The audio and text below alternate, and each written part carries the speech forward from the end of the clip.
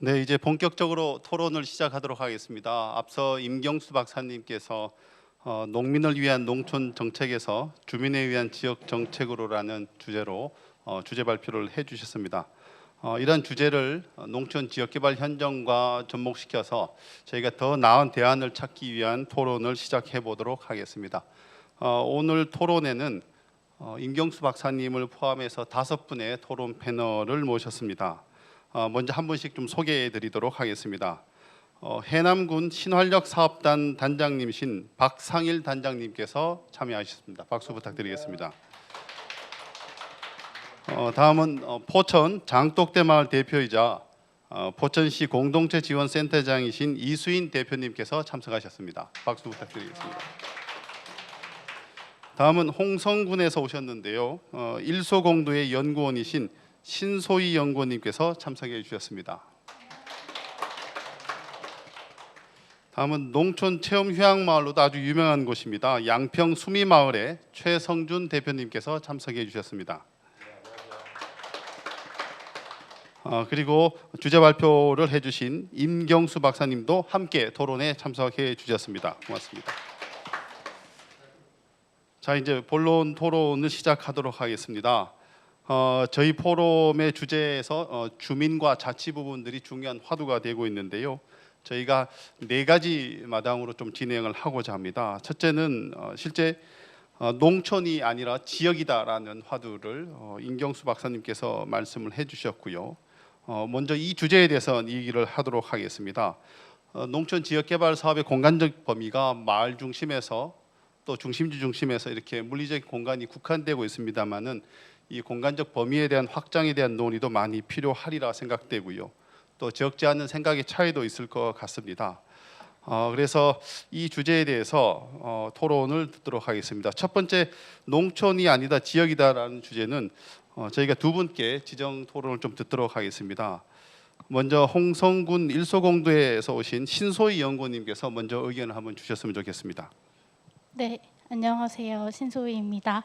네, 저는 이렇게 발제 이 생각할 거리를 받았는데요. 보통 이 농촌 정책 사업이 오면은 지역 주민들은 사실은 이 사업의 어떤 정식 명칭이나 취지보다는 이건 얼마짜리 사업이라고 이제 인식을 해요. 그래서 그 얼마를 우리 지역으로 우리 마을로 갖고 올 수 있느냐가 굉장히 중요한 관심사가 되는데, 그건 기존의 정책이 어떤 개별 마을이나 기존의 그 행정사업의 권역 단위, 뭐 면 단위, 행정구역을 중심으로 배분되는 방식이어서 어떻게 하면 우리 지역에 필요한 것들이 많고 하고 싶은 것도 많은데 그걸 끌어올까라고 생각을 하다 보니까 계속 좀 갈등도 생기고 제목 챙기기에 좀 급급해지는 측면이 있는 것 같아요. 그래서 그 사업의 취지나 목적을 제대로 살리지 못하는 경우들이 많은데, 사실 지역에서 생활하다 보면은 행정구역보다는 그 생활권이라는 개념이 크거든요. 같은 면 지역에 살아도 큰 강이 있거나 길이 나거나 산이 있으면 사실은 평생을 사셔도 이렇게 안 만나는 경우도 있어요. 근데 그것들을 그냥 일정한 범위 안에 묻고 그 안에서 자원들이 배분되다 보니까 일들이 좀 이렇게 연결되거나 발전하기가 쉽지 않은데요. 실제로 그 전에 저희 지역에서의 좀 사례를 말씀드리면, 그 지역 정책 이 개발 사업의 효시라고 불리는 문당리에서는 그 문당리의 어떤 목적이 지역의 농업과 농촌을 지켜나갈 청년들을 양성하는 것들이다 보니까 그 마을에서 받았던 사업과 상금으로 그 마을이 아닌 면소재지의 학교와 면소재지의 귀농 청년들이나 이제 사람들이 일을 할 수 있는 공간을 짓는 거를 2000년대 초반에 했거든요. 근데 지금은 그게 전혀 불가능한 상황이에요. 제가 듣기로는 어떤 지역에서는 면 소재지와 면에 하나밖에 없는 학교가 한 1km 정도 떨어져 있는데, 그 중심지 사업이 들어가면서 이게 몇 킬로미터 그 내에 들어오지 않기 때문에 학교와 연계할 수 있는 사업을 전혀 진행하지 못한다는 얘기를 들었거든요. 그래서 이렇게 일방적인 일괄적인 일률적인 그런 기준보다는 조금 다양한 그리고 그 개별 단위에서 해결하지 못하는 부분들도 많아서 이제는 마을에서 우리가 이것저것 다 마을 사업도 해봤는데 더 이상 우리 마을 역량으로는 할 수 없는 일들이 생겨서 이제 그 이제를 갖고 면으로 나오시거나 이렇게 밖으로 나오시는 분들도 계시거든요. 예를 들면 저희 지역에서도 농업 환경 보전 프로그램을 하는데 그게 마을 단위로 되는 사업이지만은 얘기를 했어요. 하루에서 아무리 열심히 청소를 하고 수질 개선을 위해서 노력하고 유기농업을 해도 상류에서 정화되지 않은 생활 필수를 내려보내고 농약을 치면은 사실은 우리가 수계를 깨끗하게 지키자라는 목적이 이루어지지 않으니까 우리가 면은 달라도 같이 협력해서 해보자라고 해서 그렇게 면이 다른 마을이 협력해서 함께 사업을 하기도 하고, 한편으로는 또 역시 마을은 다르지만은 들녘이 이렇게 연결돼 있으니까 우리는 이 지역을 그래도 이 들녘만큼은 같이 농기계를 사용하고 육묘를 같이 해보자 해서 공동 영농 사업을 하기도 하고, 한편으로는 뭐 면 단위의 학교가 2군데 3군데로 나눠져 있으면 좀 학교별로 학교를 중심으로 한 어떤 교육 공동체 활동을 하기도 하고, 이렇게 지역 상황과 필요에 맞게 다양한 공간 범위와 그런 관계들을 만들고 그 관계가 중첩되면서 사실은 지역 전체의 발전이 이루어진다고 생각을 하거든요. 그리고 그거를 가장 그 지역의 어떤 상황과 어떤 공간이 배치되어 있고 사람들의 이동이 어떻게 된다는 건 그 지역 주민들이 가장 잘 알고 있어요. 그래서 이런 정책 공간의 범위를 정할 때나 계획을 할 때 꼭 그렇기 때문에 주민들의 참여와 주도로 된 기획이 이루어져야 된다고 생각합니다. 이상 발언을 마치겠습니다. 네. 예, 말씀 고맙습니다. 홍성에서의 경험들을 중심으로 설명을 해주셨는데요. 충분히 공감할 수 있는 내용들이었습니다. 다음은 양평 수미마을의 최성준 대표님께 의견을 좀 듣겠는데요. 수미마을 같은 경우는 도시 소비자들과 농촌 관광을 통해서 교류 행사도 많이 해나가고 또 여러 가지 사업들을 추진해 나가는 과정 중에 마을이 가지고 있는 자원과 마을이 가지고 있는 역량의 한계 부분들을 지역 안에서 다양한 연계 협력 방식으로 또 시도를 해 나가고 있는데요. 첫 번째 주제인 농촌이 아니다 지역이다라는 개념으로 실제 최성준 대표님의 토론을 듣도록 하겠습니다. 네, 그 양평의 수미마을에서 마을 중심으로 여러 가지 도시와 그 농촌이 교류하는 사업을 하고 있었습니다. 근데 마을에 있는 주민들과 같이 하다 보니까 여러 가지 상품들이 만들어지고 그거를 그 농산물을 판매하거나 아니면 여러 가지 공동체 활동을 하는 범위가 이렇게 좀 좁게 한정되게 할 수밖에 없었는데, 그거를 또 시간이 지나면서 다양한 지역 주민들을 참여시키게 되면서 조금 더 규모가 크고 많은 사람들이 참여하고 또 마을 주민들이 하는 게 아니라 지역 주민들도 같이 상생하는 것들을 모두 다 좀 이해했더니 양평 지역에서는 그래도 이제 이 마을 사업이 또 지역에도 영향이 있구나라고 느끼는 분들이 많이 있었던 것 같습니다. 그래서 이런 마을 사업을 할 때는 보통 마을 자원을 활용해서 거기다 건물을 짓고 주민들이 의사결정을 하고 또 그 내부에서 그 규모만큼 계속 시행을 하고 있는데, 그 부분이 나중에는 다른 갈등들이 많이 생기는 걸 알게 됐습니다. 마을의 그 이런 소득 사업이 기존에 있는 조직들과 또 다른 갈등들도 생기고 그렇기 때문에 마을 소득 사업을 하면서 또 마을에 행복한 일들을 하고자 하는 부분이 갈등을 통해서 행복하지 못하고 이런 부분이 좀 반복돼서 이런 것들을 어떻게 하면 같이 함께 많은 사람들이 참여하고 할 수 있을까 고민을 했는데, 기존에 있는 조직들도 각자 하고 있는 역할들이 다 다르고 또 하고자 하는 사람들이 생각들이 다르다 보니까 그것들을 하나로 모으기가 참 어려웠습니다. 그래서 그 부분을 하나로 모았던 것들은 처음에 사업을 통해서 법인을 만들 때 농업인 중심으로 영농조합 법인을 만들어서 같은 목적을 가진 사람들이 정관을 만들고 또 사업화를 하면서 하나로 모으기 시작했고, 그 이후에는 마을 사업 또 영농조합 법인 사업 여러 가지가 혼재되어 있기 때문에 많은 갈등이 더 심하게 되는 부분을 느끼게 됐던 것 같습니다. 그 이후로 또 정관을 전체 개정해서 이 사업을 하는 데 있어 가지고 정말 목적이 뭐였는지, 우리가 그냥 단순히 소득을 올리려고 하고 있었는지 아니면 도시 사람들의 방문객이 늘리려고 하고 있었는지에 대해서 다시 한번 생각을 해보고 주민들과 정관을 다시 개정을 하기 시작했습니다. 그래서 사업을 할 때는 이 공간의 자원을 활용해서 마을 주민들이 의사결정을 하고 하는 부분이 필요하지만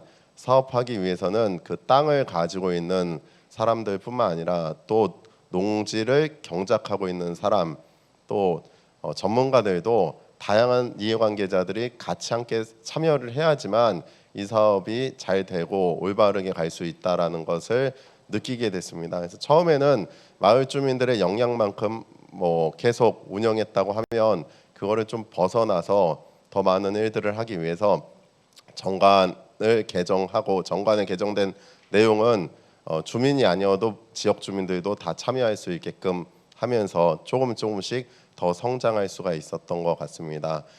그 내용들도 지역의 변화를 위해서는 마을 주민들이 어떻게 개방을 해서 할 거냐 뭐 이런 고민들이 많이 있었는데 이런 지역의 변화를 위해서 마을 주민들이 더 마음을 열었던 것 같고 그런 것들을 투명하게 의사결정하고 참여하면서 성과가 나다 보니까 지금은 거기에 대해서 배타적인 마음들도 다 많이 없었던 것 같습니다. 그래서 마을에서 지역으로 넓히면 농촌 체험 휴양마을이 더 행복하고 규모가 더 커지게 잘 확장되게 살아갈 수 있는 것을 현장에서 느꼈고 양평 지역은 조금 변화 있었던 게 이 마을 중심의 사업을 지역 공동체 사업으로 변화를 주고 마을 주민들이 공동체를 5명 이상이 만들면 거기에 대한 정책들 지원금을 줄 수 있는 사업들도 만들어졌습니다. 그래서 그 수미마을의 비영리단체 사업과 영농조합법인 수미마을의 이 영리 사업과 두 개를 구분하면서 같이 지역을 조금씩 만들어 가려고 하고 있는데 모두 다 어렵지만 마을 사업에서 지역으로 넓히면 더 큰 성과가 있을 거라고 생각을 하게 됐습니다. 예, 고맙습니다. 그 발제 내용의 농촌 정책에서 지역 정책으로라는 거에 대한 이 토론을 이어갔는데요. 결국 마을이 가지고 있는 내재적 역량이 한계가 있으니 이걸 이제 지역으로 확장하는 범위 그리고 단지 본업인 전업농 외에 기타 지역이 가지고 있는 다양한 역량과 인력들을 연계 협력을 통해서 또 극대화시키고자 하는 내용들이었는데요. 잠깐 이쯤에서요. 앞서 저희가 임경수 박사님께 주제 발표 시간을 굉장히 타이트하게 드렸습니다만 유튜브 채널 창에 급 질문이 하나 올라왔습니다. 제가 임 박사님께 미리 조금 준비를 하십사 말씀을 드리고요.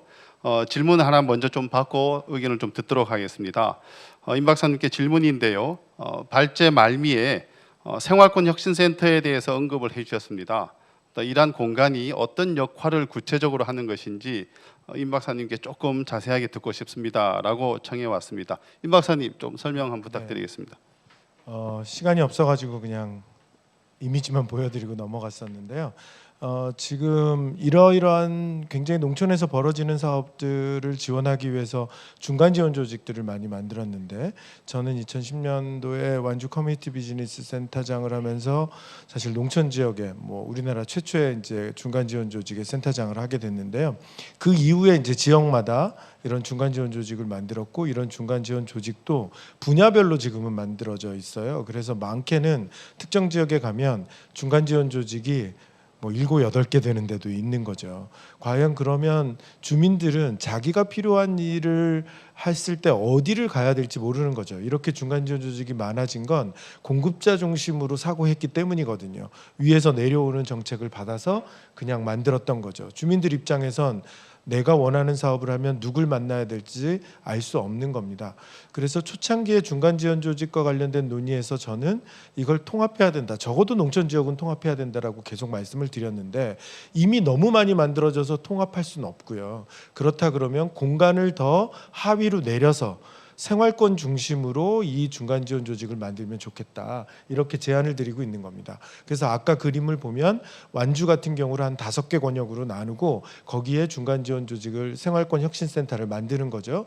그래서 기본적으로 주민들을 교육시키거나 역량을 강화시키는 일들은 그쪽에서 맡고, 만약에 그 사업이 뭐 농림부 사업과 연동된다든지 사회적 경제랑 연동되면 해당되는 전문적인 중간 지원 조직과 연결해서 같이 사업을 할 수 있는 구조를, 그러니까 중간 지원 조직의 구조를 중층적으로 짜보자라고 하는 제안이 아까 그 그림에 숨어져 있습니다. 사실은요. 그래서 미처 설명을 못 드렸는데요. 그 생활권 혁신센터가 지금 농촌 지역에서 필요한 주민자치의 전환을 시도하면서 그런 일들까지 역할을 맡아주면 좋겠다, 그렇게 제안을 드렸던 거죠. 네.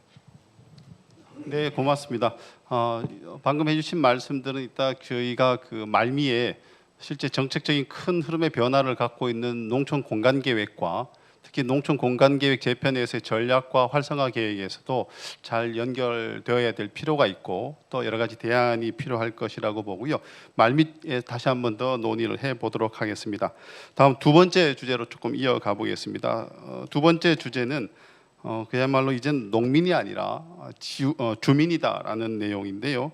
농촌 지역개발 사업의 참여 주체의 다양성 문제, 그리고 그 참여 주체에 요구되는 역량에 대해서 조금 얘기를 해보고자 합니다. 이 부분들은 해남에서 오신 박상일 단장님과 또 포천에서 오신 이수인 대표님께 토론을 청해 듣도록 하겠습니다. 먼저 박상일 단장님께 의견을 듣겠습니다. 예. 저는 한 15년 전에 참여정부 때 신활력 사업의 정책과 또 현장에서 일을 해본 적이 있었고요. 그리고 한참 건너뛰어가지고 작년부터 해남에서 또 신활력 사업, 신활력 플러스라는 이런 사업을 제가 주도적으로 하고 있습니다. 그러면서 결국은 이 신활력 사업이 이 농촌과 지역에서 무슨 기능을 해야 될 것인가라는 것들을 고민하는 것이, 아까 임경수 박사님이 고민하시는 결국은 주민자치를 어덕으로 삼는 그런 기반들을 만드는 게 중요하지 않느냐라는 것들을 제 고민하고 상당히 좀 맞닿아 있는 부분이기 때문에 그 점에 대해서 우선 좀 말씀을 드리고자 합니다. 지금 이제 저는 어제 이 지방자치법 이 포괄 개정의 과정에 있어서 뭐 일부가 빠지고 일부는 뭐 이렇게 되고 그랬습니다만은 전체적으로 거기에 이제 그 소위를 통과되는 과정의 내용들을 보면은 사실 주민자치 부분들은 굉장히 약화되고 빠져 있는, 지금 사실은 그렇게 나타나 있습니다. 이게 어떤 면에서는 다행일 수도 있고 불행일 수도 있고 그렇습니다. 왜냐하면은 갓다리 주민자치였기 때문에 그 부분을 제대로 다뤄야 된다는 측면에서는 나중에 한번 제대로 다뤘으면 좋겠다라는 그런 측면이고, 아직은 그런 부분에 대한 관심과 이런 것들이 좀 부족하지 않느냐라는 이런 측면에서는 좀 아쉬움들이 있습니다. 그럼에도 불구하고 저는 지금 현재 농촌에 지니고 있는 여러 가지 자체 내부 역량의 구조라든가 혁신 에너지를 어떻게 끌어올릴 것인가라는 부분에 있어서는 저는 주민자치를 굉장히 중요한 어덕으로 삼아야 된다라고 그렇게 생각을 합니다. 아직은 주민자치로 가기에는 길이 멀고 하지만은 앞으로 주민자치로 가기 위한 일종의 못자리로서 우리가 생각을 해야 된다.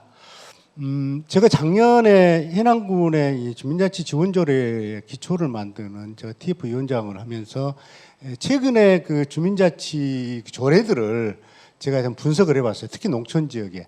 그러니까는 이제 세 가지 버전, 최근 버전으로 하자면은 한 2, 3년 전에 버전으로 한다 하면 대표적으로 홍성이라든가 이쪽의 버전들이 있는데, 그쪽에서는 두드러진 것이 이제 그 주민자치의 관제성을 조금 낮추는, 주민자치 유원 선정이라든가 이런 부분들을 좀 더 공정하게 하는 이쪽에 이제 포인트가 있었고, 한 작년 재작년에 나타났던 담양군의 같은 경우에 있어서는 주민자치 뿌리를 마을 자체에서부터 좀 끌어올리자. 그래서 이 마을의 어떤 역량들을 끌어올리고 그 다음에 주민총회라는 것들을 좀 광범위하게 가져가는 총회를 만드는 이런 것들이 두드러지게 보였고, 작년 말 올 초 같은 경우에 나타나는 게 대표적인 게 의성 같은 경우는 이제 예를 들자면 주민자치 유원 수를 한 70명을 팍 늘려버립니다. 그래서 그 마을과 주민자치회를 직접 연동하는 그런 구조들을 만들고 그다음에 주민자치에 대한 군 단위 전체적인 것들을 컨트롤할 수 있는 거버넌스 구조에다가 상당히 좀 방점을 찍는 이런 것들을 이렇게 볼 수가 있었습니다. 저는 이걸 보면서 좀 한계가 느껴지는 것들이 결국은 이런 구조는 솔직히 말하면 유지자치의 구조를 벗어나기 힘들다. 결국은 아까 말씀하셨던 지금 농촌에 계속 제기되고 내려오는 이 소위 말하는 이 발전 의제라는 이런 틀들을 벗어나지 못하게 되고 그렇게 되면은 결국은 또 주민들은 다시 대상화돼 버리는 이런 것들이 벗어나지 못하지 않겠는가 이런 생각을 하면서 저희 이제 해남에서는 이렇습니다. 사실 한 두 가지만 소개하자면은 하나는 마을이라 하면 공간적 개념만 생각하지 말자. 그래서 공간적인 마을도 마을이지만은 읍면 단위에 있는 여러 가지 혁신 공동체들도 하나의 마을이다. 마을은 커뮤니티다. 라는 개념에서 그동안에 마을이 갖고 있는 행정 지배 구조에 있는 이런 것들을 좀 벗어날 필요가 있다. 이런 것들을 저는 이제 강조를 좀 했던 것이고요. 이제 그런 측면에서 보자면 우리 전통 마을에서 우리는 배울 필요가 있다는 생각입니다. 사실 전통 마을의 구조들을 보면은 마을 속에가 다양한 개가 있습니다. 그런 개들이 아주 다양하게 있죠. 주민들 생활에 필요한 좀도리개, 대동개, 여러 가지 개들이 있는 심지어는 무슨 산모들의 젖개라든지 또는 과부들의 그런 개라든지 이런 것들까지도 생활에 이해된 것들 모두 다 담고 있습니다. 그러면서 대동개는 그 각각의 개들을 포괄하는 것이 대동개이고 대동개는 결국은 마을 자치라는 그런 정치 구조를 띠고 있는 이런 것들이 같이 되어 있다는 거죠. 그렇다 한다면은 이런 구조들이 우리 읍면 자치 구조에서도 실제로 나타나고 구현하면 어떻겠는가? 다양한 주민들의 이해와 요구에 의한 그런 공동체들의 그런 기반한 이런 것들이 주민들의 의제가 실제로 떠오르게 된다 하면은 그러면은 어떤 아까 주민자치라는 것들이 그동안의 관제자치라든가 발전의제라든가 이런 것들로부터 벗어날 수 있는 이런 가능성들이 있지 않겠는가 이런 생각을 해봤습니다. 예, 고맙습니다. 정말 시간이 부족해서 조금 상세하게 들을 수 없는 게 조금 안타까운데요. 그럼에도 불구하고 조금 드리고 싶은 말씀이 실제 농민이 아니라 주민이다라는 측면에서 또 중요한 의미를 갖는 게 농촌 지역개발 사업을 계획하고 시행하는 과정 중에 수많은 유형의 사업들이 있습니다만은 그 시작은 주민 중심 주민 주도하는 과정 중에 주민협의체가 구성이 되고 또 주민협의체가 외부 이해관계자들과 함께 사업을 계획하고 실천해 나가는 과정 중에 그 협의체 구성원들이 지나치게 배타적이지는 않았는가, 또 지나치게 지역 농민 중심이진 않았는가, 또 그 과정 중에 의사결정이 좀 공정하게 이루어졌는가 이런 측면에서 농민이 아니라 주민 부분들은 저희들에게 또 시사하는 바가 제법 큰 것 같은데요. 실제 포천에서 여러 가지 공동체 지원 사업 하시면서 이러한 부분들을 많이 경험하신 이수인 대표 의견 한번 듣도록 하겠습니다. 예, 포천에서 온 이순입니다. 토론하면 사실 무거운 것 같습니다. 근데 이제 우리가 주민자치, 농촌, 지역 거기에 리더의 역량, 역할 영향력에 대해서 이제 고민을 좀 많이 해봤는데요. 이 부분을 좀 설명하기 위해서는 좀 원인 분석을 좀 한번 하고 그 다음으로 넘어가야 되지 않을까라는 생각을 좀 해봤어요. 흔히 이런 말을 여러분들 많이 들어보셨죠. 마을 리더는 대통령하기보다 더 힘들다. 근데 공감이 되시는지 모르겠어요. 또 하나 제가 그 공동체 사업 속에서 가장 안타깝게 생각하는 것은 사업은 모르고 사업 금액만 알고 있다 사람들이. 이러한 부분들이 어떻게 보면 지역의 리더들이 어떤 공동체 사업을 추진하는 데 있어서 굉장히 어려움을 주고 있지 않나 이런 생각들이 많이 들었어요. 그래서 우리가 한번 지난날을 돌이켜보게 되면 우리 한 70년대까지만 하더라도 우리 생활은 생활 공동체였다 이렇게 표현할 수가 있죠. 그러한 과정에서 산업 구조가 바뀌면서 이제 경제 공동체로 바뀌어가는 과정에서 바로 우리들은 어려운 문제들에 발생을 하게 되지 않았나. 그 중에서 가장 큰 핵심이 주민을 위한 어떤 역량적인 측면보다는 지역의 물질적 중심적 개발이 바로 우리가 지금 지역의 공동체가 일을 해나가는데 좀 어려움을 주는 그런 요인이 아니었었나 이런 생각이 들었습니다. 그래서 리더의 이제 역할과 역량 참 어렵고 그런 부분인데요. 저는 이제 리더들이 가져야 될 부분에서 가장 중요한 것은 어떤 사업이 있을 때에 이 사업비와 어떤 사업을 할 것인가가 중요한 것이 아니라 그 사업을 추진하기 전에 왜 이 사업을 해야 되는가, 왜 우리 마을에 이러한 사업이 중요한가, 이러한 부분들을 갖다가 먼저 한번 그 리더는 생각해 줘야 되지 않을까. 그리고 예전에는 그 농촌 마을이나 이제 대부분이 보면 두레나 품앗이 이런 걸 통해서 또 마을의 규칙은 향약을 통해서 우리가 진행이 되어 왔어요. 근데 요즘은 리더의 역할이 이제 그러한 부분이 아니라 어떤 사업을 추진을 잘해야 되냐, 못 해야 되냐, 여기에 따라서 그 리더에 대한 가치가 자꾸 변하고 있다라는 것이죠. 그래서 저는 그 지역 리더들이 첫 번째로 굉장히 고민하고 어려워하는 부분이 인적 자원의 부족이라고 저는 좀 표현이 되고 싶고요.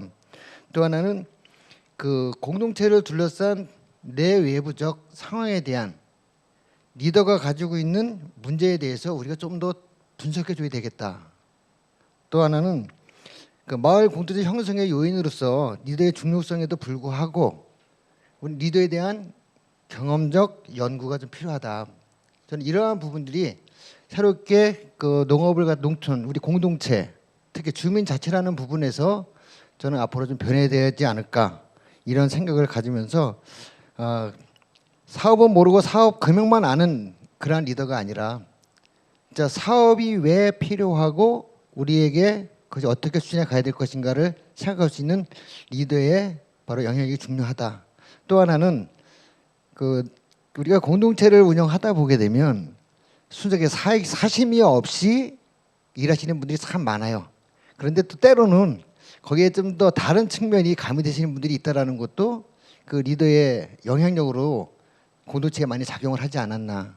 그래서 사익이 가입되는 그러한 영향력이 있는 리더보다는 자기의 욕심이 없는 그러한 리더의 영향력이 더 대접받는 그러한 주민자치 농촌 지역이 되었으면 좋겠다고 생각을 합니다. 이상입니다. 예, 고맙습니다. 아마 이수인 대표님이 자리가 자리이고 또 시간이 부족해서 매우 정제된 표현을 하셨는데 실제 더 하고 싶으신 또 깊은 속내가 있으신 것 같은데 또 다음 기회에 한번 더 들어보도록 하겠습니다. 세 번째 주제는요. 실은 오늘 이 토론의 좀 중심적인 주제라고 해도 과언이 아닐 텐데요. 정말 농촌 지역개발 사업 정말 농민을 위함인가 아니면 농민에 의한 농촌 지역개발 사업인가 주제 발표에서도 중요하게 거론이 되었습니다. 숱한 농촌 지역개발 사업들이 마을 만들기 사업들이 이루어지고 있는데 이게 정말 주민 주도형, 주민이 중심이 되어서 하는 마을 만들기 사업인가, 전문가와 행정과 외부 사람들에 의해서 마을 만들어주는 사업인가, 그 두 가지 관점에서 고민스럽습니다만은 실제 위함인가 의안인가라는 주제를 가지고 의견을 좀 듣도록 하겠습니다. 이번 주제는요. 앞서 아마 임 박사님께서 조금 구체적으로 말씀을 조금 못 해주셨던 것 같습니다. 실제 여러 가지 그 현장에서 또 경험을 하셨기 때문에 먼저 제가 임 박사님께 앞서 못하신 얘기 중심으로 해서 조금 더 부연해서 토론을 해주시고요.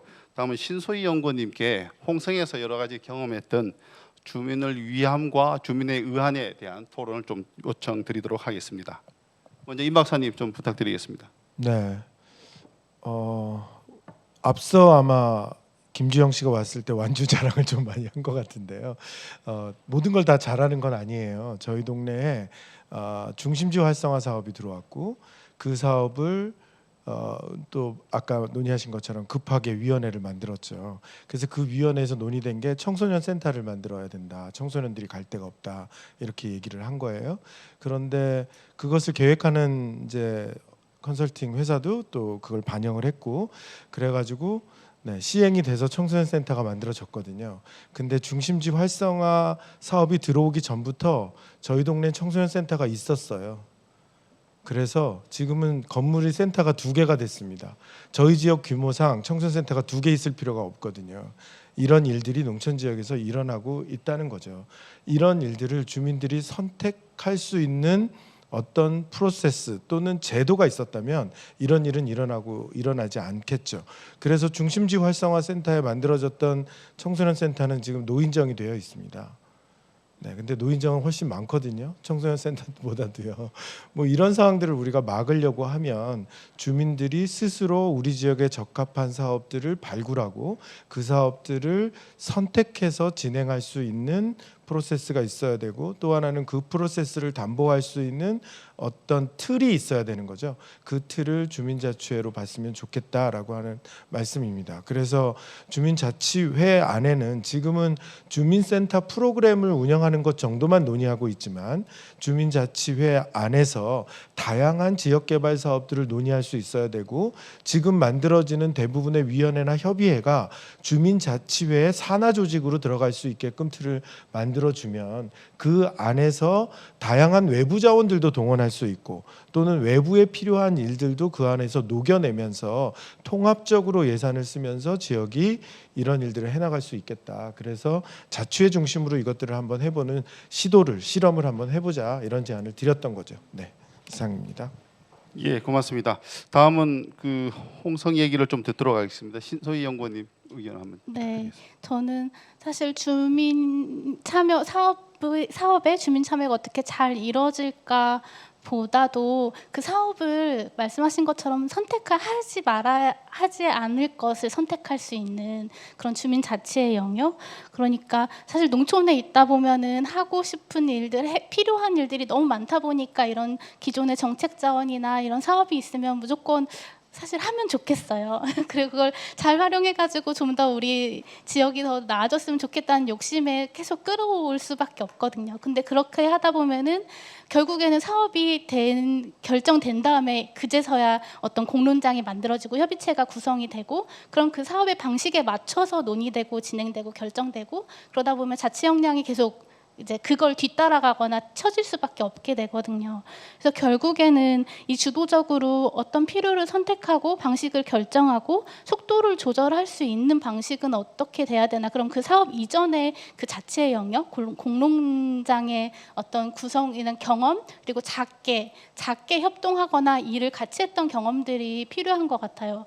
그래서 앞에 영상에서도 어떤 사업을 하게 되면은 맨날 행정가, 뭐 활동가, 전문가, 주민들이 각자의 역할을 찾지 못한다고 계속 그게 반복되고, 한편으로는 행정은 계속 순환부직제로 바뀌고, 전문가라고 해도 계획을 세울 때 다르고 시행할 때 다르고, 결국 끝나고 나면 이제 주민 몫으로 남고, 결국 그 똑같은 필요를 한 사업에서 필요가 충족되지 않았기 때문에 같은 필요를 계속 얘기하는 주민들은 같으니까 저 사람이 또 하네 이러고 이런 악순환이 반복되는 것 같은데, 저는 그 서로 어떤 역할을 할 수 있는지 그 전에 만나보지 않았기 때문에 당연히 모르고, 그 시행착오를 하고 서로 알아갈 과정이 필요하고, 그 과정은 사업 이전에 어떤 생활의 영역에서 혹은 작은 어떤 협동의 경험이나 같이 학습하는 과정에서 이루어진다고 생각을 하거든요. 그래서 너무 원론적인 얘기 같지만은 결국에는 그렇게 같이 학습하고 협동을 하고 그 작은 일들에서 필요를 만들어내고 사업을 선택할 수 있을 때, 너무 원론적이고 너무 어렵지만은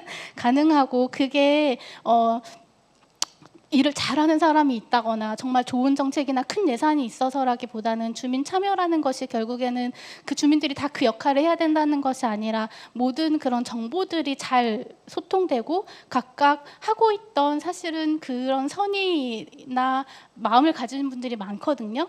저희 지역도 그렇지만 다른 지역에서도 우리가 흔히 관변 조직으로 치부하는 어떤 뭐 이용소방대나 자율방범대, 뭐 저희 지역에는 심지어 유신청년회도 있는데 굉장히 봉사를 많이 하세요. 뭐 지금도 한참 김장철인데 김장도 하고 계시고, 그 누가 돈을 주거나 이렇게 해주지 않아도 그 자율적으로 그 순찰도 돌고 불우이웃도 돕고, 근데 그런 자원들을 사실은 그 사업을 기획하거나 필요로 할 땐 그런 자원들이 모이지 않거든요. 그래서 그런 자원들을 잘 발굴하고 연결하고 정보를 서로 이렇게 존재가 있다 흘려주고 같이 무엇을 해볼까, 이 사업은 이렇게 추진되고 있다라는 정보를 퍼뜨려주는 그 빈손을 가진 사람이 좀 있으면 평소에 그렇게 되다가 뭔가 정말 절실한 필요가 생기거나 기회를 만났을 때 그 정책을 잘 활용해서 그럼 이 역할은 누가 누가 잘하겠네. 그래서 그 자치의 영역과 사업의 영역이 그때서야 좀 분리될 수 있지 않을까. 그렇게 잘 독립해서 진행될 수 있지 않을까 하는 생각이 들고요. 그런 측면에서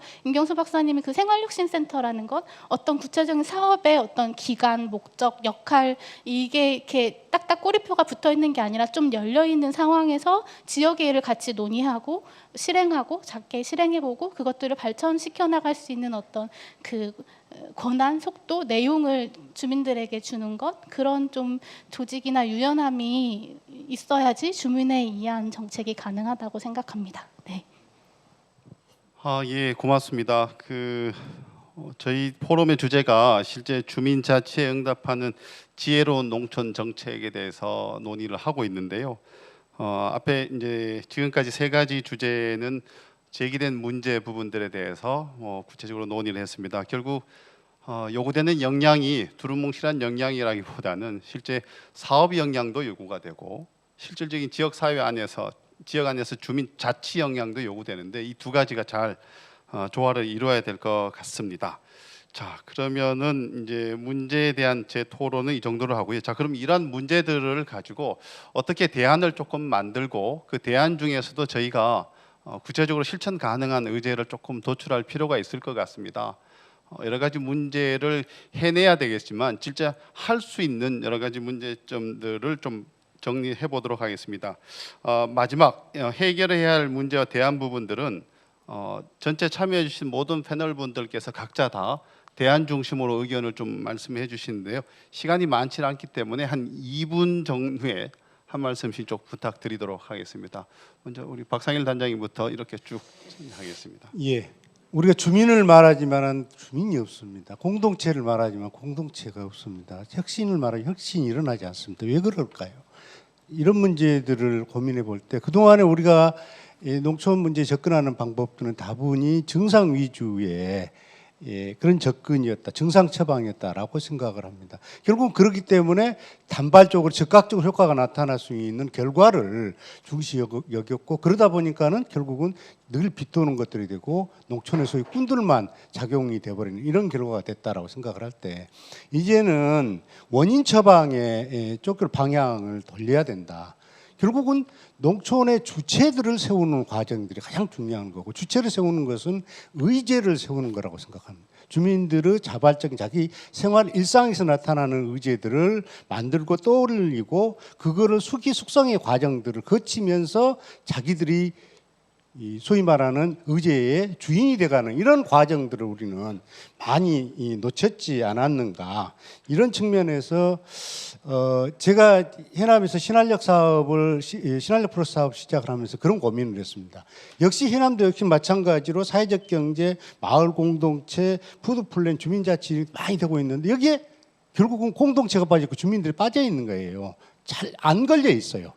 그래서 저희 신한력 사업이 결국은 사람과 시스템을 남기는 것을 어디다가 둘 것이냐 이 공동체 기반들을 좀 만들어내는 그런 일들을 어떻게 할 것인가 그래서 이 역량들을 그쪽으로 백업시켜놓는 구조들을 구체적으로 만들어 봐야 되겠다 이런 생각을 저는 하나의 대안으로 삼고 있고요.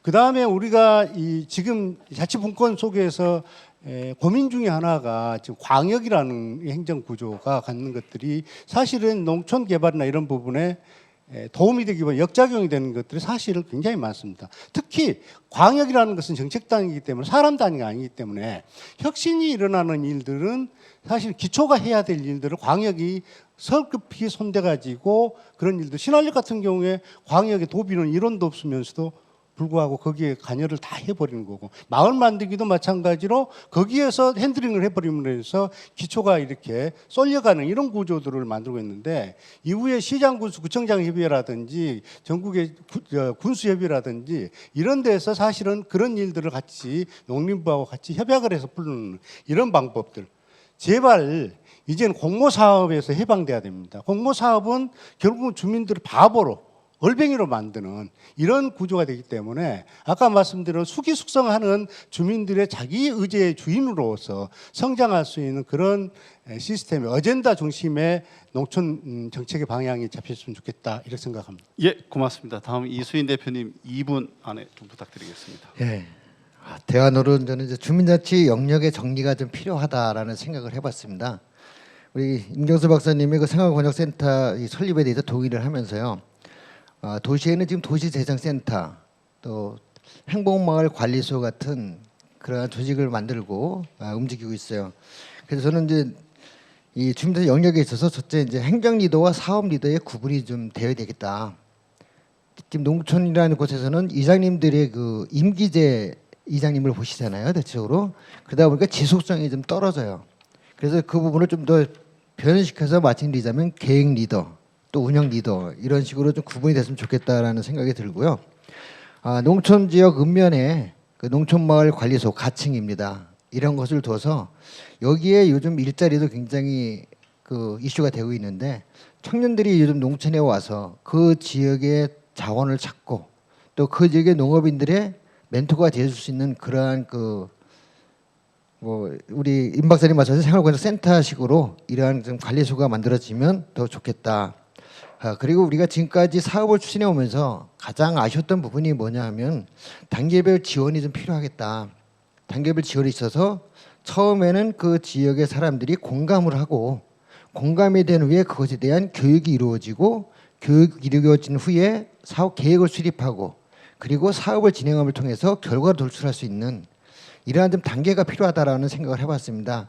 특히 행정에서는 단기적인 결과를 갖다가 도출시키기를 원하고 있는데 이 공동체 활동이라는 것, 또 주민자치라는 것이 하루아침에 뚝딱 되지는 않을 거라 저는 생각이 돼서 그러한 부분이 좀 됐으면 좋겠다 이렇게 생각을 해봤습니다. 예, 고맙습니다. 다음 신소희 연구원님. 네. 어떤 정책이 이뤄질 때 그 정책에 대한 기대가 100이라고 하면은 계획을 세운 단계에서 한 70 정도로 내려가고 뭔가 이게 진행이 되면서 한 40 정도가 됐다가 이제 결과가 끝나고서 그것들이 이제 실제로 해보니 한 10이 되면 다행인 이런 경우가 굉장히 많은데요. 그게 어떤 틀거리가 정해져 있고 그 기준에 맞춰서 내려오고 행정의 어떤 지침이나 혹은 선례가 없기 때문에 실제 필요한 것들을 못하는 경우들이 많아서 그런 것 같아요. 그래서 정책 사업들이 네. 계속 주민주도 상향식 이런 얘기를 하지만은 그 지역 상황에 맞게 유연하게 기획할 수 있는 그 내용과 방식 속도를 잘 유연하게 조절할 수 있게 이제 기획이 되면 좋을 것 같고요. 또 한편으로는 그런 생각을 해봤는데 왜 그 주치의가 있잖아요. 주치의가 있는 것처럼 어떤 지역에 대해서도 지역 안에 내부에서 그 일들을 해나가고 기획을 할 수 있는 어떤 전문 역량을 키울 수 있는 주체들을 키워야 하는데 계속 그런 부분 전문적인 영역들은 계속 밖에 이제 정책가나 전문가에게만 맡기다 보니까 그 지역 안에서 스스로 그 역량을 축적하지 못하는 부분이 있는 것 같아요. 그래서 저희 마을 학회가 만들어졌는데요. 그렇게 함께 지역 주민과 농민 그리고 지역의 청년들 같이 지역의 문제를 발전을 논의하고 하는 과정에서 사람이 성장할 수 있고 그 주체들이 좀 지역의 역할을 할 수 있는 방식으로 좀 지역의 차근한 뭐 전문 조직이랄까요? 그러니까 계속 어떤 사업이 나오면 맨날 그 입찰해서 오는 전문가 말고 네, 지역에 정말 우리 지역을 잘 알고 같이 어떤 역사를 이해하고 사업을 같이 기획할 수 있는 그런 전문 조직들이 있으면 좋겠다는 생각이 들고 그렇게 와서 할 때 그 지역 안에서 그런 인재들, 그런 주체들을 키워나갈 수 있지 않을까 생각합니다. 결국 계속 앞에서 말씀하신 것처럼 모든 정책이나 이런 지역의 일이라는 건 결국 사람의 문제이기 때문에 네. 그렇게 했을 때 조금 더 기존의 주민들 혹은 아까 뭐 기득권이나 영향을 가진 사람이 아니라 기농기촌하신 분들, 뭐 청년, 여성 이렇게 좀 포괄하고 같이 포용할 수 있는 사회가 되지 않을까라는 생각을 합니다. 네, 이상입니다. 네, 고맙습니다. 다음은 수미마을의 최성준 대표님 부탁드립니다. 네, 그럼 마을에서 지역과 계속 여러 가지 함께 하려다 보면 경제 공동체를 하는 입장에서는 너무 그 소득 중심으로 많이 사고하고 또 앞에 보이는 걸 중심으로 계속 해 나가다 보니까 지역을 돌아보지 못하고 그런 걸 통해서 계속 갈등도 있고 하지 않는다 뭐 이런 생각을 많이 했습니다.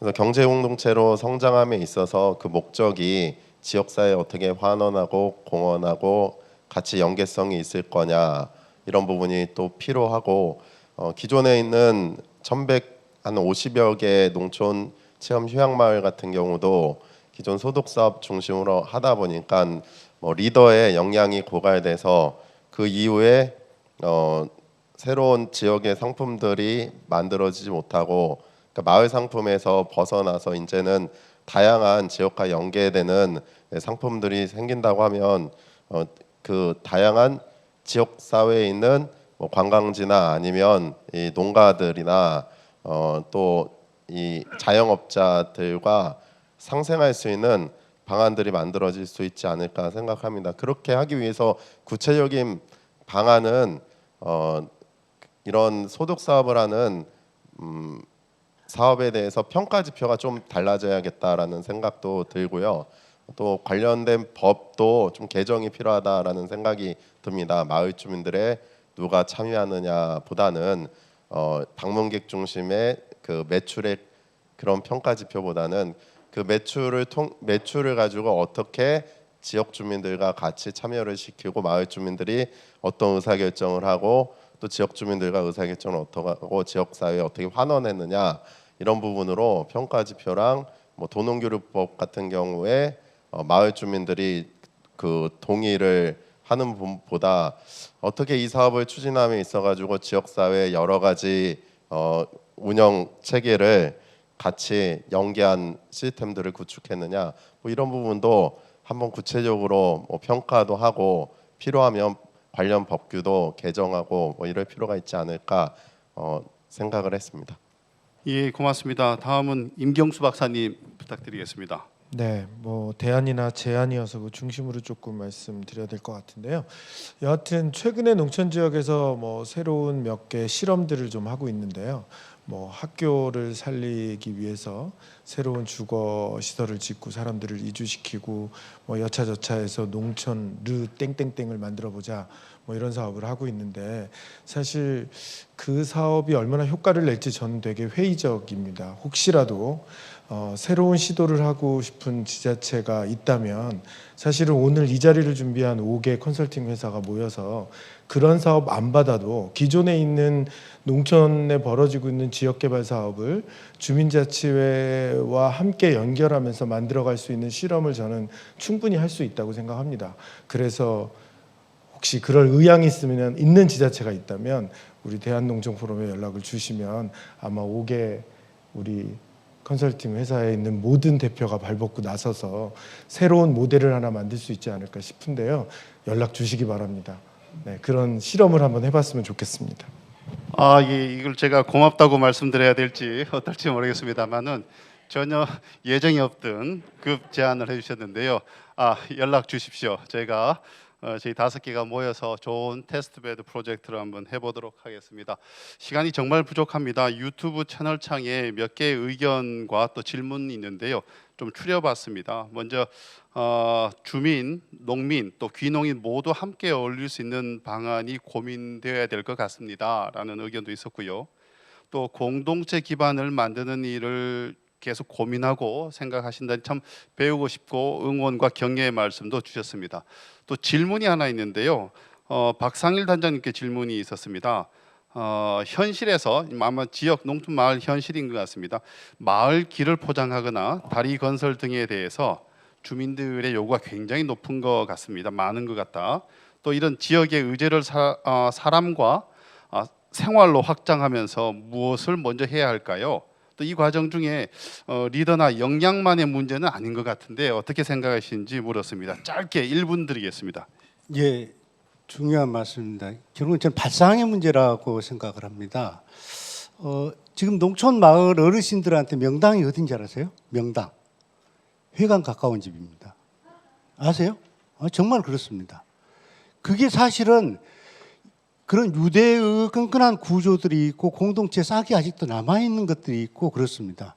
바로 그런 점에서 우리 안에 그런 공동체성과 유대 구조를 어떻게 긍정적인 에너지로 끌어올릴 것인가, 내 안에 희망을 어떻게 찾아낼 것인가, 그런 측면들을 우리가 먼저 고민하고 그걸 착안하는 것들이 저는 중요하다고 생각합니다. 그래서 인구도 이제는 관계 인구, 자원도 이제 가치 자원을 생각을 하고 그리고 내 안에 희망 찾기부터 먼저 생각을 하고 고민을 한다 하면은 주민들이 아까 칼 나를 지는 늘 사고 방식에서 우리 삶의 주체적인 칼 자루를 지는 그런 주체적인 방식으로 바꿔지지 않겠는가 저는 그렇게 생각을 합니다. 예, 고맙습니다. 시간이 지금 저희가 30분에 끝나야 되죠. 예. 제가 신소희 의원님께 오늘 좋은 말씀 잘 들었고 일소공도 협동조합은 어떤 일을 하는 곳인지 궁금하다고 해주셨는데요. 이 부분은 추후에 신소희 의원님께 좀 여쭤보시는 걸로 좀 대신하고 다음 순서를 양해를 제가 구하도록 하겠습니다. 죄송합니다. 자, 이제 마무리를 해야 될 시간인데요. 어떻게 보면 지금 농촌 지역 개발이 굉장히 큰 쓰나미가 지금 불고 있는 상황입니다. 참여정부부터 시작해서 뭐 여러 가지 정책들이 시행이 됐습니다만은 성과도 있었고 적자는 한계도 있는 게 사실이죠. 특히 지금 농촌 공간 계획이나 농촌 협약처럼 굉장히 큰 농촌 계획의 패러다임이 변해가고 있는데 이 과정 중에 실제 우리 주민이 주도하고 또 주민을 위함보다도 주민에 의해서 해 나가기 위해서는 여러 가지 준비나 노력이 필요한 것 같습니다. 또 이 과정 중에 저희 농촌 지역 개발을 현장에서 경험하시는 저희 기관의 대표들도 이 자리에 참석하고 있는데요. 이 대안을 모색하는 과정 중에 여러 가지 의견들을 정책적인 흐름과 연계해서 의견을 좀 듣도록 하겠습니다. 먼저 첫 번째 지역 활성화 센터 플러스의 강은지 부소장께 제가 의견을 좀 듣도록 하겠습니다. 네, 안녕하세요. 지역활성화센터 플러스의 부소장 강은지입니다. 저희가 지금 논하고자 하는 얘기는 주민자치에 응답하는 지혜로운 농촌 정책인데요. 정책과 관련한 얘기를 잠깐 한번 해보고자 합니다.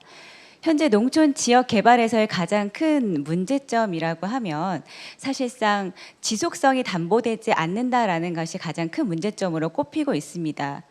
사업 초기에는 추진위원회나 협의체 등을 만들어서 사업들을 움직이고 실행하고 있습니다.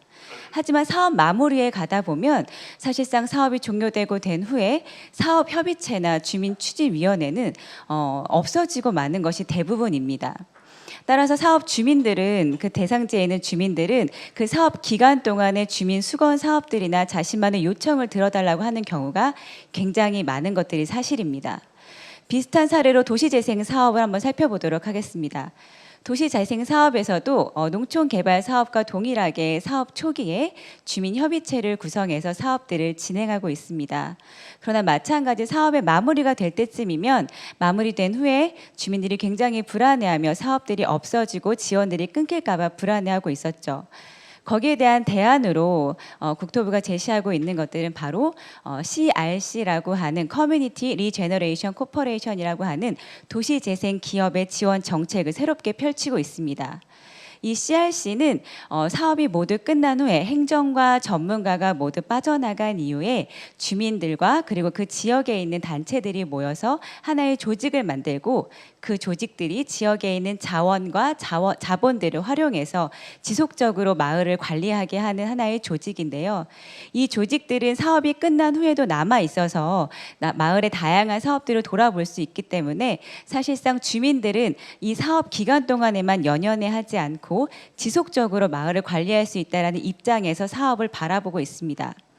따라서 앞으로 농촌 지역 개발 사업도 이러한 CRC 같은 마을 관리단 아니면 마을에 있는 지속성을 담보한 다양한 사업들을 운영하기 위해서 이러한 정책과 제도들을 조금 더 바꿀 필요가 있다라고 생각을 하고요. 이에 따르면 주민 자치는 아마 이러한 정책들이 마련되어진다면 더 지속성을 가질 수 있다라는 자신감을 가지고 주민 자치가 더욱더 활발하게 운영될 것이라고 생각이 됩니다. 앞서 말씀하신 다양한 토론자분께서 지역의 역량이나 주민들의 어떤 그런 역할에 대해서 얘기하셨는데 이런 CRC 같은 것들이 만들어지면 그런 역할들에 대해서도 지역 주민들이 충분히 공감하고 고민하고 앞으로 지속적으로 운영해 갈 수 있도록 하는 것들을 생각하실 수 있을 것이라고 생각합니다. 네, 이상입니다. 감사합니다. 예, 고맙습니다. 예, 바람대로 잘 적용이 됐으면 좋겠는데요. 다음은 또 농촌 공간 계획을 현장에 또 수립을 하고 계시는데요. 우리 누리넷의 구진혁 대표님께 대안에 대해서 말씀을 좀 듣도록 하겠습니다. 2분 드리겠습니다. 안녕하십니까. 누리넷 대표 구진혁입니다. 좀 전에 저는 박상일 대표님께서 이런 지역 자치를 하기 위해서는 이 공모 사업을 하지 말아야 된다 그런 내용을 말씀하셨는데요. 그것도 맞고요. 좀 전에 이제 홍성엽 시민분도 어떻게 보면은 입찰회에서 오신 전문가는 오지 말았으면 좋겠다 이런 이야기도 하셨습니다. 사실은 되게 어떻게 보면 이 가슴에 팍 꽂히는 말 중에 하나인데요. 그렇지만 최근에 그 지역에서 그런 스스로 문제점을 찾고 자치를 하고 만들어내면서 동력을 찾기 위해서는 어떤 공모 사업을 하지 않으면 안 될 수 있는 양면을 가지고 있는 것 같습니다. 그래서 그걸 하기 위해서 저는 현장에서 이제 중심지나 뭐 공간계획, 최근에 공간계획은 농촌 협약이라 그러죠. 농촌 공간계획 20년짜리 하고요. 그 다음에 활성화 계획이죠. 20년 사업하고 그 다음에 생활권 활성화 계획하고 5년짜리 두 개를 하고 있는데요. 그 사업들을 보면은 새로운 거버넌스를 요구하고 있습니다. 특히 이런 농촌 공간계획에서는 과거의 사업들이 점과 면으로 만들어진 것들을 새로운 생활권이라는 것으로 재편을 하려고 합니다. 그렇게 되면 아마 새로운 거버넌스의 구축이 정말 중요할 것 같습니다. 업과 면 어떤 행정 경계를 무너뜨리고요. 하나의 공간으로 생활권을 묶는데요. 그걸 위해서 거버넌스를 만들기 위해서 농촌 협약에서는 세 가지의 거버넌스가 합치를 원합니다. 첫 번째는 행정의 이제 거버넌스입니다. 기존의 행정들은 담당 실과 한두 분들, 많으면 두세 분 정도가 담당을 하고요. 그 다음에 주민 조직으로는 추진위원회 정도, 그렇게 해서 두 조직이 사업을 끌어갔습니다. 그렇지만 이번에 이제 농촌 협약에서는 기존에 있던 그 행정협의회들을 각 실과들이 다 참여하는 부군수 정도 단위에 되는 거버넌스를, 행정 거버넌스를 원합니다. 첫 번째. 그리고 주민 조직에서는 기존의 이장단들이나 추진위원회에서 더 나가서 그런 분들을 원하고요. 새로운 하나가 바로 이제 주민들 어떤 중간 지원 조직들의 역할들, 특히 젊은 층들, 어머님들 이런 분들이 많은 역할들을 합니다. 그래서 그 조직들과 그 다음에 이제 전문가 PM단들이 만들어져야 되는데요. 단순하게 그 사람들이 뭐 어떤 페이퍼상에서 만들어진 게 아니고 하나의 새로운 협력적 계획을 만들어 간다면은 아까 전에 말씀하셨던 입찰에 오신 분이 아니고 서로 잘 이용을 해야 될 것 같아요. 그래서 단순하게 한쪽으로 치우침이 없이 서로 어떤 관계를 가지고 만들어가야 되는데 그 중요한 첫 번째 단추는 저는 어떤 거버넌스의 구축이라고 생각하고요. 그 부분들의 첫 번째 공을 들이고 그 다음에 계획이 이루어지고 서로 믿음을 가지고 협력적으로 계획한다면은 아마 입찰에 온 전문가들도 충분한 그 역할을 할 수 있을 거라고 저는 생각을 합니다. 이상입니다. 예, 고맙습니다. 예, 마지막은 제가 우리 오형은 대표께 의견을 한번 좀 듣도록 하겠습니다. 1분 20초 드리겠습니다.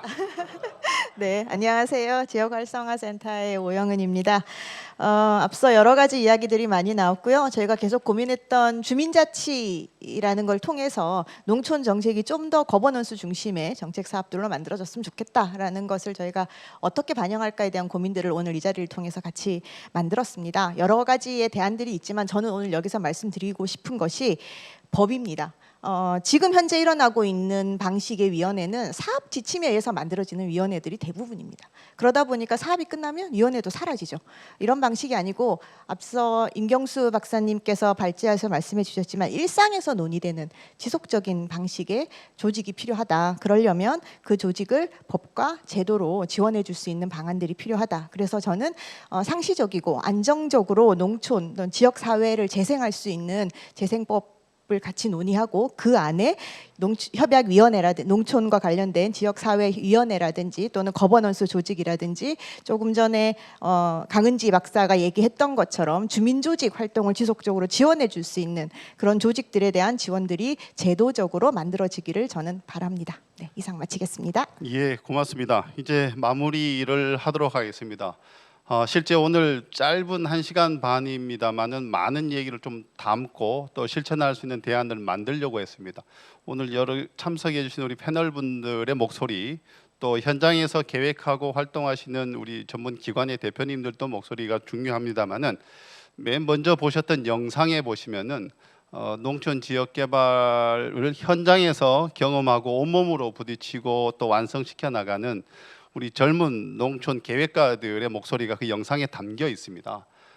숱한 사업들이 뿌려졌음에도 불구하고 성과가 나지 않는 그 시작은 결국은 의사결정의 중심이 되는 주민협의체에 대한 구성, 그리고 그 구성 자체가 공정하게 구성돼야 되는 부분들, 기회가 균등하게 주어져야 되는 부분들, 그리고 사업 계획을 세우고 운영해 나가는 과정 중에 또 합리적인 의사결정 기준과 원칙 이런 부분들이 지켜져야만이 이 농촌 지역 개발 사업은 지금보다 조금 더 건강성을 가질 수 있을 것 같습니다. 오늘 저희가 지속 가능 농정 포럼에서 다루고자 하는 이 3부의 주제들은 이 농촌의 지금 뭐 계획, 사업의 홍수 속에 빠져 있는데 조금 더 그 공정성과 건강성을 찾기 위한 몸부림으로 봐주셨으면 좋겠습니다. 영상부터 또 임경수 박사님의 구체적인 문제 제기를 위한 주제 발표, 그리고 오늘 참여해주신 여러분들의 의견들이 있습니다. 정말 농촌 정책이 조금 더 지혜로워지려면은 문제 중심의 처방 정책이 아니라 원인을 찾고 해결할 수 있는 정책, 이른바 의제 중심의 정책이 되었으면 하고요. 또 더불어서 현재 많이 이루어지고 있는 다양한 농촌 지역 개발 사업 안에서도 정말 주민이 만들어가고 주도해 나갈 수 있는 농촌 지역 개발 정책이 되었으면 합니다. 이를 위해서는 정부도 더 정부답게 제대로 된 정책을 만들고 또 지원할 수 있어야 될 것이고요. 또 주민도 주민답게 공정하고 합리적으로 또 객관적으로 수행해 나갈 수 있는 주민의식도 필요하리라 생각됩니다. 또 이에 못지않게 외부 전문가나 저희처럼 민간 전문기관들도 더 적극적으로 제 방향으로 사업을 바라보고 함께 협력해 나갈 수 있는 구조, 그것이 바로 건강한 거버넌스 구조일 것 같습니다. 길이 없으면 만들어서라도 간다라는 것처럼 이 지속가능 농정 포럼은 농촌 지역 개발에 있어서 부족한 길을 만들어가는 그 시작이라고 생각을 해주시고요. 계속 우리 농업과 농촌, 마을 많이 응원해 주시면 고맙겠습니다. 이것으로 오늘 3부 포럼을 마치도록 하겠습니다. 고맙습니다.